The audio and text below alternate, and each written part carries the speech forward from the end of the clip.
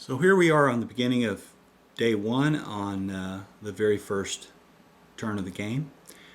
Currently the two generals that are in command of the armies are 3rd Corps right here, which is a 6 hand capacity, and 1st Corps, which I'll bring from its entry point right here, which hand capacity on that one is a 7. So I'm going to go ahead and play both hands face up so you can see everything that's going on. The battle cards currently drawn are an assault, a skirmish, a 2nd skirmish, a 3rd skirmish, another assault, and a line. So the Confederates did not draw a single command card or event in their hand draw, but they have plenty of battle cards to play. On the Union side, they have the heroic charge event, which they're holding. They have line, skirmish, skirmish, skirmish, and assault. Okay, so there's a lot of choices facing the player in Rally that I want to kind of talk about the decisions you're making in the game. It would seem obvious that you have a handful of battle cards. You just want to charge forward, get into battle, and play the cards as quickly as you can. There's a kind of a plus and a minus effect with playing cards quickly in Rally Around the Flag. Number one, I'll give you the plus. The quicker you go through your deck, the quicker you get to your officers that are going to enter and bring new troops into play. However, the quicker you go through the deck, the quicker the turn ends, because when one side or the other draws out all their cards, the turn is over and ends. Now, in order to just keep the turn from blowing up and just going through the deck in a hurry, you can't play or discard the cards out of your hand unless it's a legal play.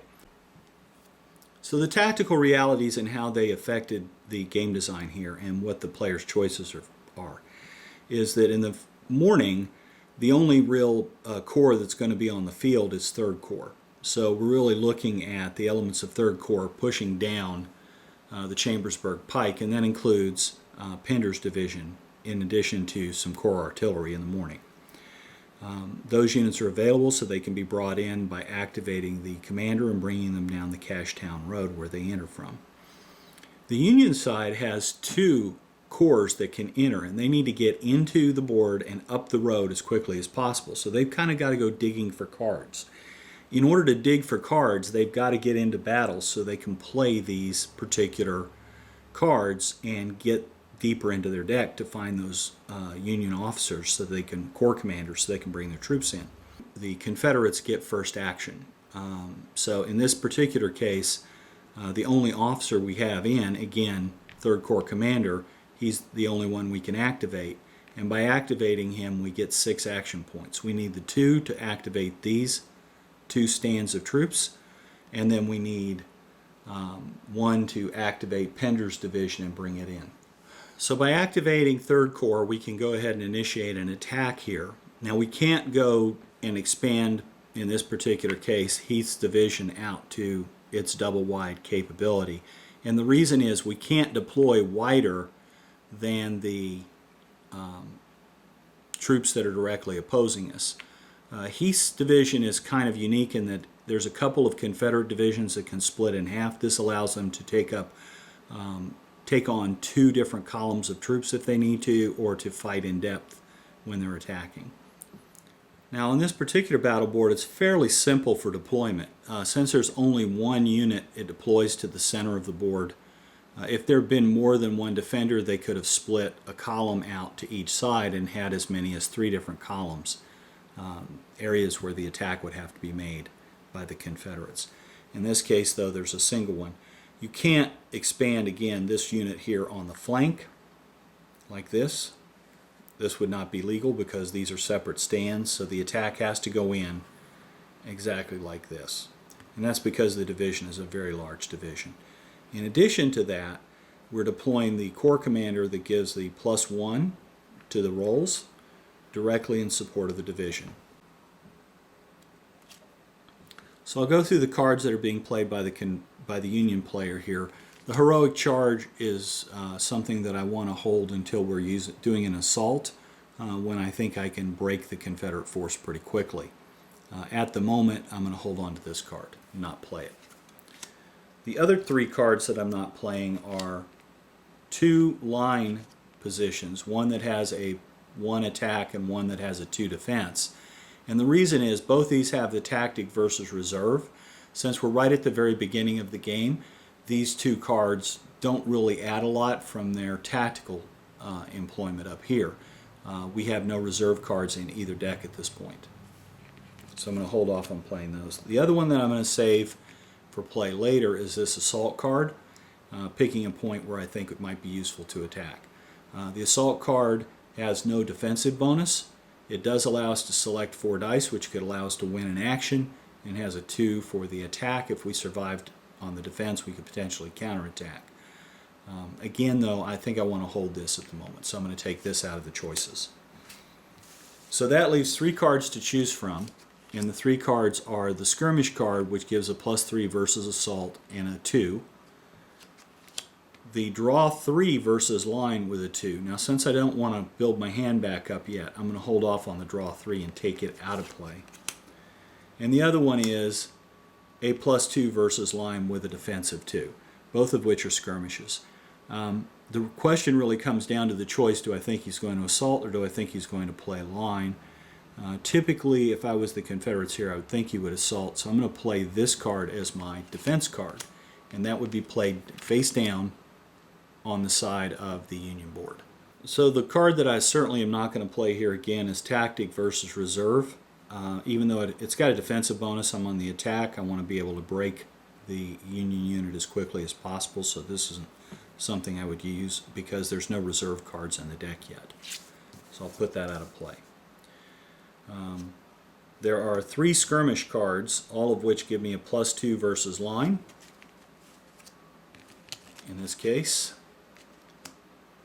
and a 2 defense. Again, I'm on the attack, so I probably wouldn't pick this because I'm trying to push the Union back pretty quickly. And my other 2 are +3 versus line, both of which are assault cards. So I kind of drew kind of a narrow hand set there, but that's what we have. In this case, though, I'm going to go ahead and just take one of the 2 assault cards and play it as my formation. And now that both these cards have been played in a hidden manner, both sides would then reveal the cards to show what formation they're in. And this begins the play of other cards from the hand. So as you can see here, I'll play it around this way so you can see the Confederate side easily. You can see here that the Union has a skirmish card with +3 versus assault, well played. That gives them a +5 for defense and a +3 for attack, because that carries over to the attack side also. Here we have +3 versus line, which doesn't work against skirmish, so we only have the +2 versus +2 on attack right here. And now we get to the very next card play. Now the Confederate side will either pass or play at this time, and given the fact that this could get a lot worse for the Confederates, they're going to choose to pass in this case.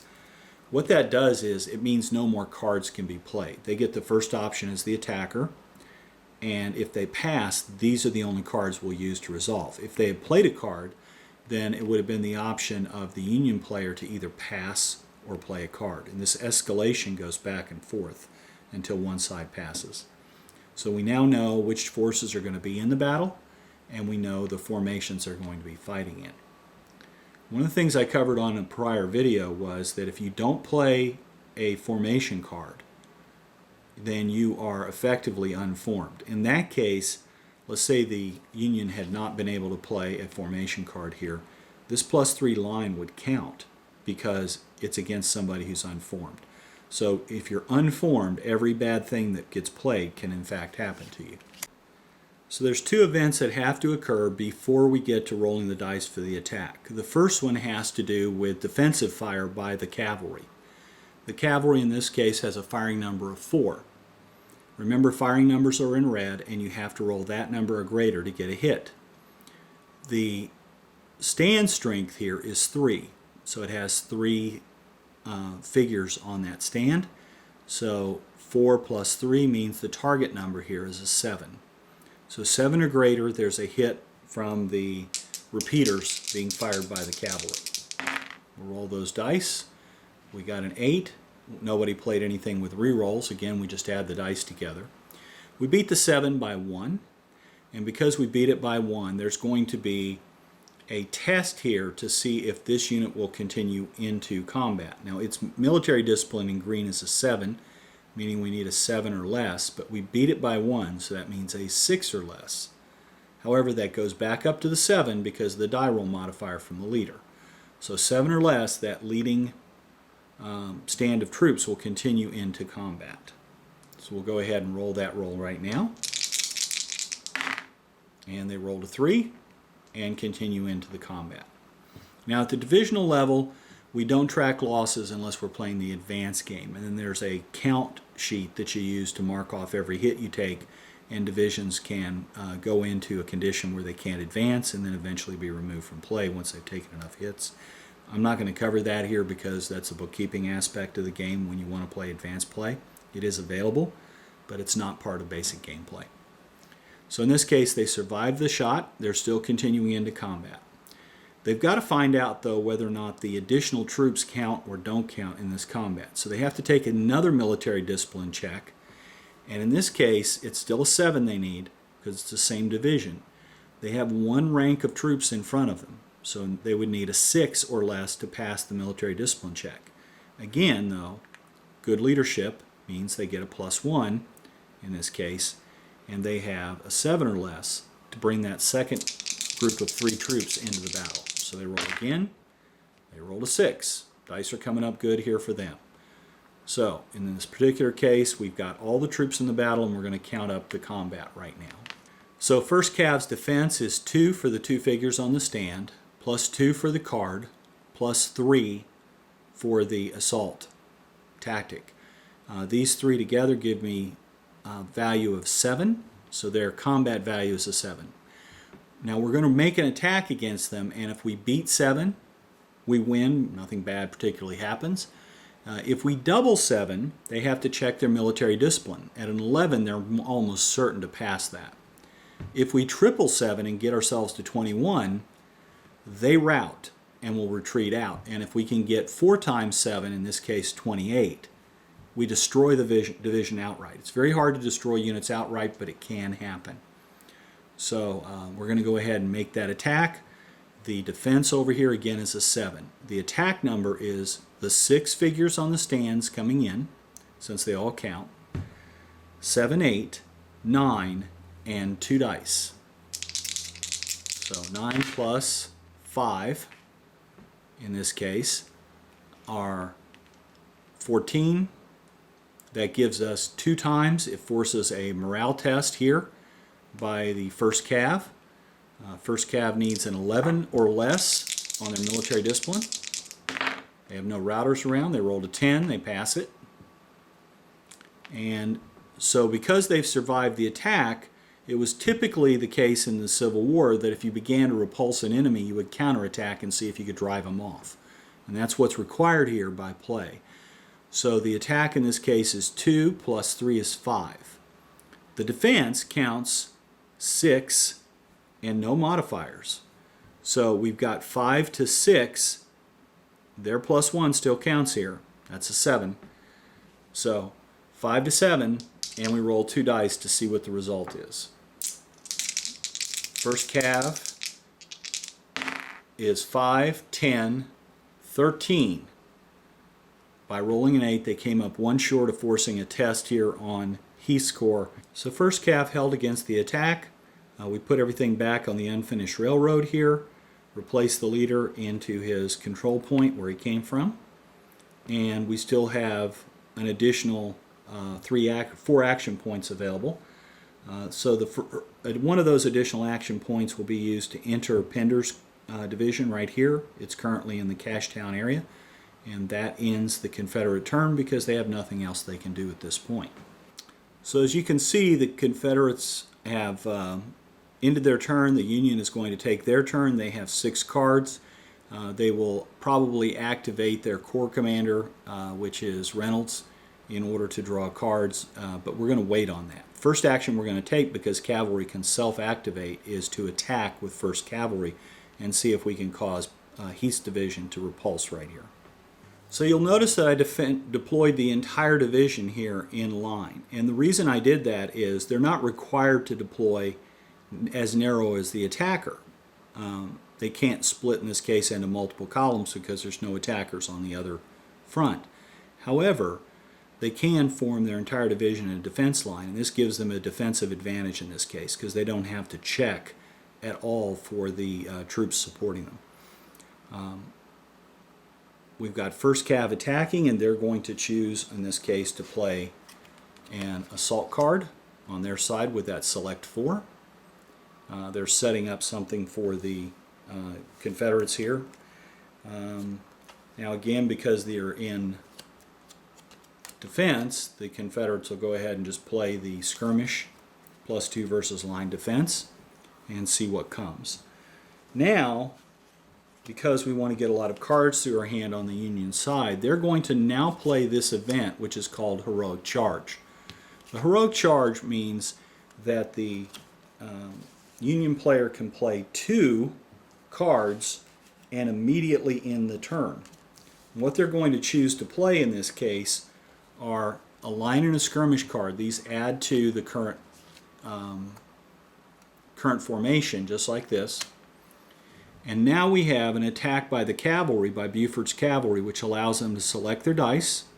The tactic versus reserve won't help them, but the draw 3 versus line won't help them. But they're counting 1, 2, 3, 4, 5 on their attack, and they get to pick their dice. And this card counts as a pass as well as allowing them to play. So this major heroic charge is taking place, and the advantages has shifted here to the Union side. So just like any other turn, we've got to go through the various steps of combat. The first is the defensive fire by Heath's division here. They're getting a 5. They get a +1 on their die roll because the corps commander is directly in support. And they rolled really good. So they rolled, in this case, an 11.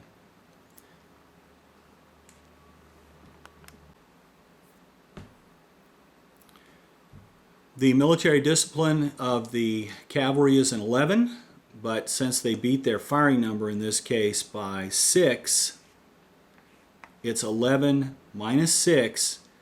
They've got a 5 or less in order to continue this attack. And they roll a 4.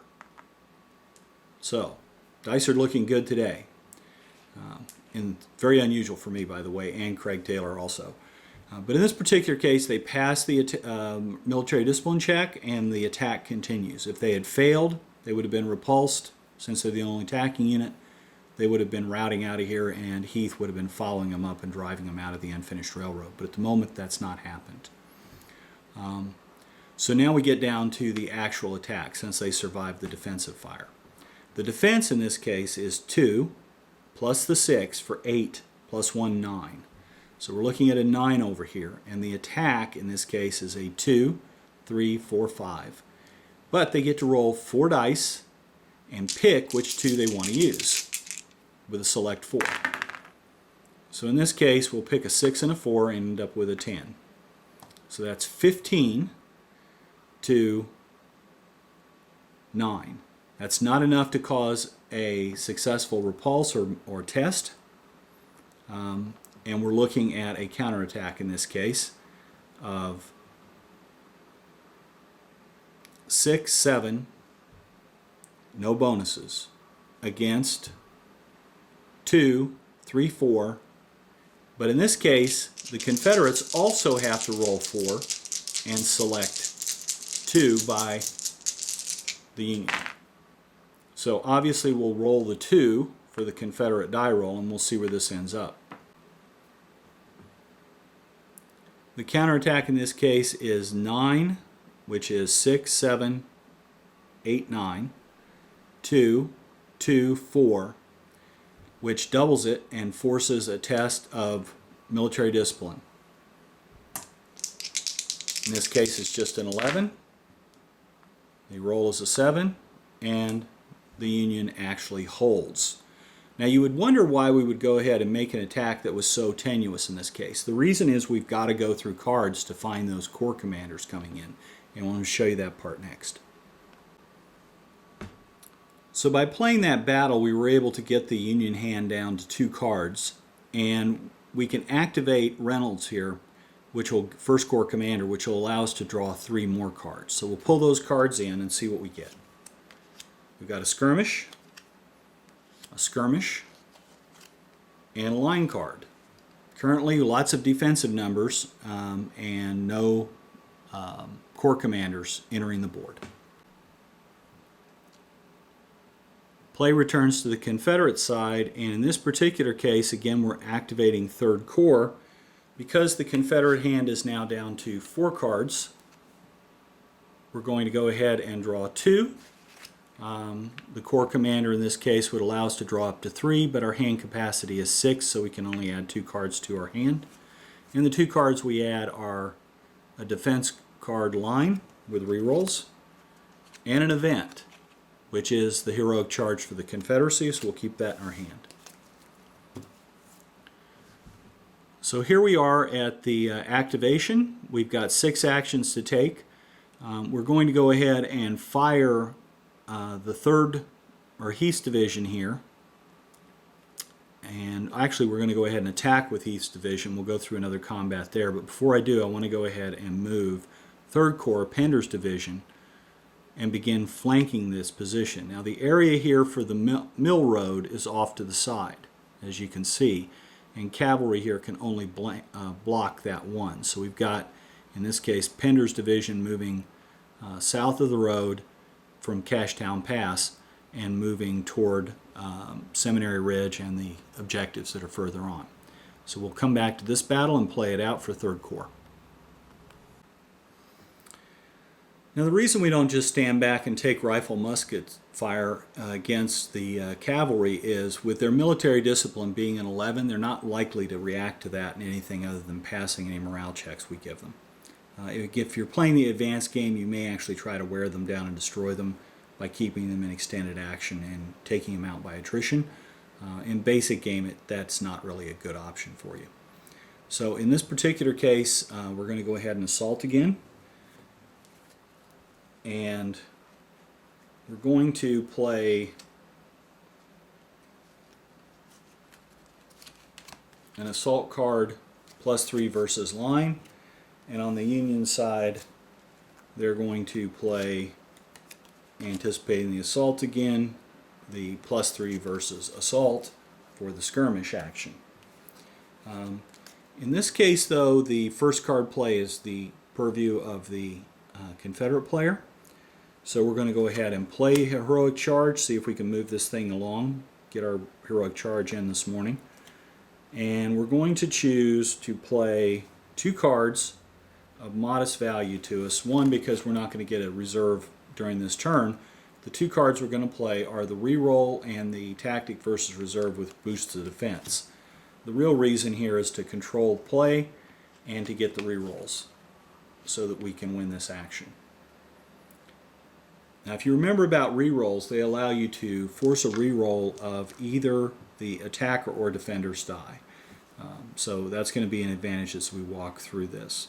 We begin with the 4 fire against the target of 3 is a 7 to get a hit. An 8, so that's a hit and a test with a -1. Again, that becomes a 7 because of the general's leadership of +1. And they got a 9. So at this point the Confederates are going to use a reroll, one of the 2 that they have, and reroll this die roll. And they got the 7 they need in order to pass, and they're able to continue into combat. They have 1 reroll remaining. The defense in this case is again a 5, 6, 7, and the attack is 3 from the front, and we've got to check the following line. They need a 7 to pass, and they did get a 4, so they come in. So that's a total of 6, 7, 8, 9, and 1 reroll. 9 to 7 and a reroll. So we got a 5. We think we can beat a 5. We'll roll again. We didn't. We got to a 4. It's a danger of a reroll. Sometimes they go for you, sometimes they go against you. 4 and 9 is 13. That doesn't even perform a morale test, so this grand attack failed, and there's a counterattack coming back the other way. Now this is the place where it gets really dangerous for the Union player, and the reason is they count 2 and 3 for 5. The defense in this case, though, is 4, 6, 7, or 4 and 6 is 10, 11. So they're going in 5 to 11.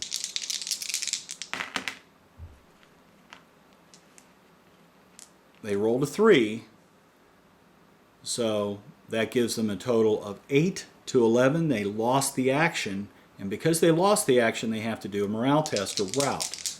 In this particular case, it's an 11. They'll probably pass it. They do. You zoom out here so you guys can see the particular choices that are still facing. Now, 1st Cavalry is at risk of being flanked at this point. That could be a real problem if they can't retire, because they'll be destroyed. So the question is, do they stay or do they go? And in order to make that decision, we're going to activate the Corps Commander, Reynolds, in order to draw the hand up and find out what kind of additional cards we have. So the 4 cards held by the Union are all battle cards, and Reynolds has the ability to draw 3 cards when he activates, so, and a hand limit of 7, so we'll get all 3. The first one is Command Changes. So at this point, our hand limit just went down to 11th Corps Commander, Howard, and we're now at a command or hand limit of 6 until the command for the remainder of this turn. This is the fun of playing the Union command with the musical Army Commander. So this card is now into the discard pile. 2, 3, plenty of battle cards, but no command cards, so we're still looking for the Corps Commanders to enter play. Given that situation and the fact that we're about to be flanked, if I stood here and attacked, I would be making a mistake, but I have a fairly good fire number on the 1st Cav. So we'll roll the 1st Cav and activate them and shoot with them, and risk being flanked because we can retire through Harris Ridge if we have to. So they have a fire number of 4. The target is 3. That's a total of 7 to force a hit. They rolled a 4, failed to hit, and that's the end of their turn. Back to the Confederates. Activating 3rd Corps again.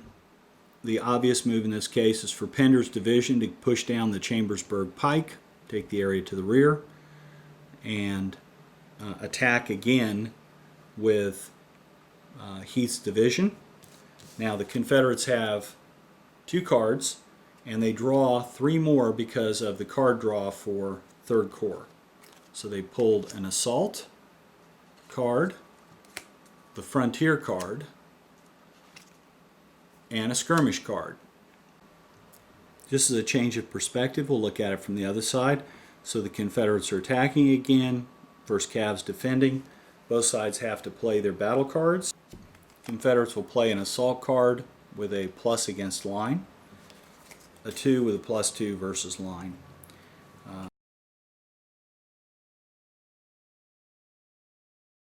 And we've got the attack going in.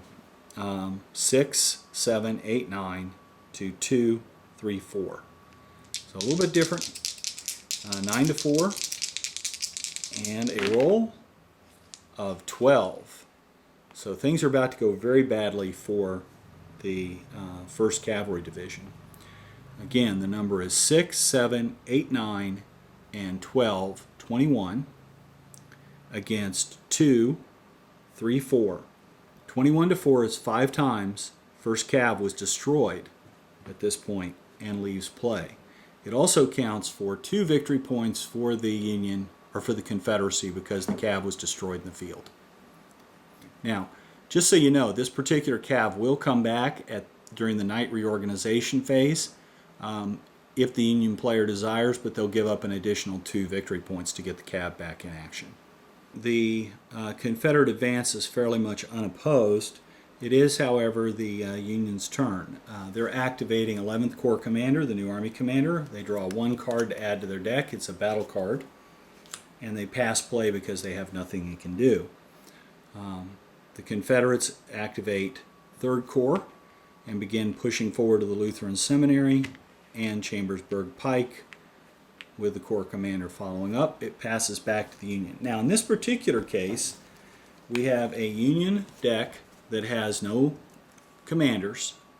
They have no troops on the board, and they get to discard their hand and draw again at this point.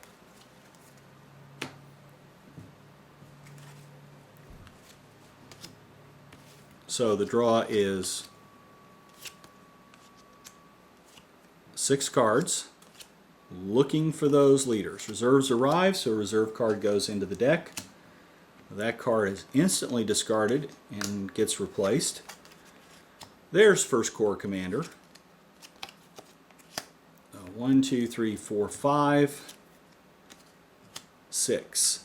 And the Union's down to 2 cards, which is going to pretty much end the morning briefly. Again, the Confederates activate, push up on Seminary Ridge, follow to the Lutheran Seminary, and advance 3rd Corps Commander.